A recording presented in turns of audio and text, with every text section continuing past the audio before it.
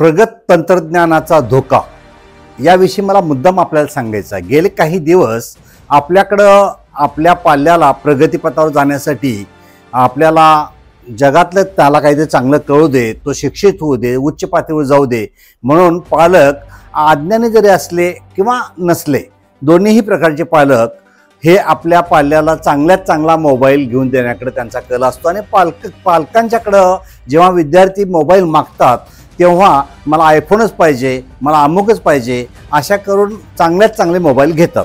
आता मोबाईल घेण्याविषयी माझं काहीच मत नाही, मोबाईल जरूर घेतला पाहिजे, पण जेव्हा केव्हा यामध्ये ChatGPT सारखं अथवा यूट्यूब या ज्या गोष्टी आहेत याच्यामध्ये विद्यार्थ्यांना अथवा संबंधित जो मोबाईल वापरणारी व्यक्ती आहे ती काय करते की ChatGPT मध्ये आपल्याला एखादा जर आजार झाला तर तो आजार का आहे, त्याचे लक्षण काय, काय त्रास होतोय ते ChatGPT मध्ये सर्च करायचा प्रयत्न करते। केल्यानंतर त्याची उत्तर येतात डिटेल्समध्ये, असं झालंय, तसं झालंय, तसं झालेलं आहे। आता मित्र काय होतं की त्याच्यानंतर मग आणखीन परत ते म्हणजे क्युरिओसिटी त्यांची वाढते आणि ती वाढल्यामुळे आणि परत सर्च करायला चालू करतात। मग आणि तसं काय होतं, असं काय होतं, असं सर्च करत करत करत ते आणि डिटेल दिली जाते। आणि जेव्हा हे सगळं होतं ना तेव्हा आतून एक मानसिक प्रक्रिया घडायला चालू होते, ती म्हणजे त्या आजाराची धीरगंभीरता वाढायला चालू होते। आतल्या त्याचा मानसिक गोंधळ उडतो आणि त्याला कळतच नाही, अरे बापरे आपल्याला खूप काहीतरी झालंय, मग ते त्याच्यामुळे मानसिक ताणाखाली जाते, त्याला कळत नाही।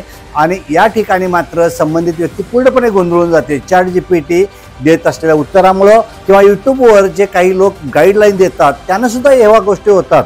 मग ह्या दोन्ही गोष्टीमध्ये आमचा प्रामुख्याने तुम्हाला सल्ला राहील की ह्या जेव्हा गोष्टी होतात तेव्हा तुम्हाला जे त्रास होतात, तुम्हाला ज्या समस्या आहेत, मानसिक असोत, शारीरिक असोत अथवा कोणत्याही प्रकारचे त्रास आहेत त्याच्याविषयी त्या क्षेत्रातील तज्ज्ञांचं मोलाचं मार्गदर्शन घेतलं पाहिजे। एक्सपर्ट ओपिनियन इज मस्ट हा माझा तुम्हाला सल्ला राहील। कारण या ज्या गोष्टी आहेत ज्या ChatGPTच्या माध्यमातून असू दे अथवा यूट्यूबच्या माध्यमातून असू दे किंवा कोणत्याही इतर अदर ज्या काही ऑनलाईन सर्च आपण करतो त्या माध्यमातून असू दे, हे करू नका।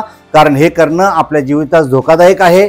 कारण जेव्हा तुम्ही एखाद्या तज्ज्ञ व्यक्तीच्या समोर जाल, त्या क्षेत्रातील तज्ज्ञ आहेत, त्यांच्या पुढे तुम्ही तुमच्या समस्या सांगाल, त्यावेळेस ते योग्य पद्धतीनं शास्त्रीय पातळीवर त्याचं मूल्यांकन करतील आणि निश्चित तुम्हाला काय झालंय समजून घेतील आणि त्याला तुम्हाला योग्य तो न्याय देतील अथवा योग्य उपचार देतील, योग्य मार्गदर्शन करतील।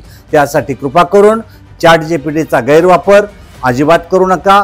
काही वेळेला तुमच्या पालकांना तुम्ही काय सर्च करताय माहीत नसतं, त्यामुळं पालकही नंतर तुम्हाला होणाऱ्या त्रासामुळं त्रास तर दिसत आहेत आणि हा सांगत तर काय नाही, हे व्यक्ती त्रासात आहे त्यांना कळते, तेही गोंधळून जातात। यामुळं मित्र हो, आजपासून आपण ChatGPTवरचे चुकीच्या पद्धतीने होणारे सर्च थांबवा, स्वतःची काळजी घ्या, स्वतःच्या आरोग्याची काळजी घ्या। धन्यवाद।